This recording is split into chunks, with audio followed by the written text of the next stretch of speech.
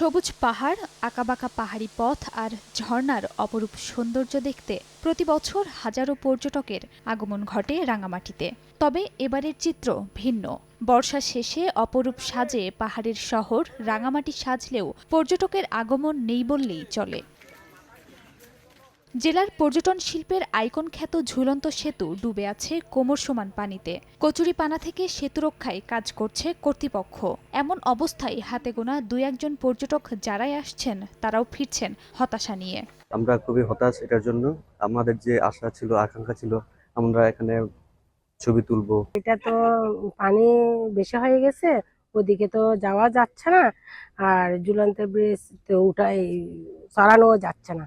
ঘাটে নোঙর করে আছে টুরিস্ট বোট, আর তাতে বোনা কাপড়ের দোকানে অলস সময় কাটাচ্ছেন বিক্রয়কর্মীরা। এতে ক্ষতির শঙ্কায় ব্যবসায়ীরা। বিভিন্ন সংগঠন থেকে ঋণ নিয়ে বোটগুলো সংস্কার কাজ করছি, কিন্তু সেই টাকাগুলোই আমরা এখন পরিশোধ করতে পারছি না। আমাদের ব্রিজটা ডুবে যাওয়াতে অনেক পর্যটক এই মুহূর্তে আসতেছে না। বর্ষাকালে রাঙামাটি সুন্দর, তা আমি দর্শনার্থীকে বলবো বর্ষার দিনে রাঙামাটি ঘুরে যান, আমাদের পর্যটন শিল্পকে বাঁচান। পুরোই গেস্ট শূন্য আমরা। আর এই সময়টাতে আমরা ব্যবসার একটা আশা করে থাকি, কিন্তু সেই তুলনায় আমাদের পুরাটাই লসের পর্যায়ে পড়ে গেছে।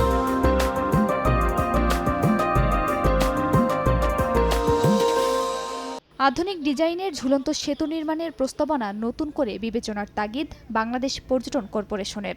আধুনিক ঝুলন্ত ব্রিজ নির্মাণের জন্য আমাদের পর্যটন কর্তৃপক্ষ পার্বত্য চট্টগ্রাম উন্নয়ন বোর্ডে একটা আবেদন রয়েছে। আশা রাখি এর অগ্রগতি হবে বলে আশা রাখি। জেলার 15,000 মানুষের জীবন জীবিকা চলে পর্যটন খাতের উপর। সময় সংবাদ, রাঙামাটি।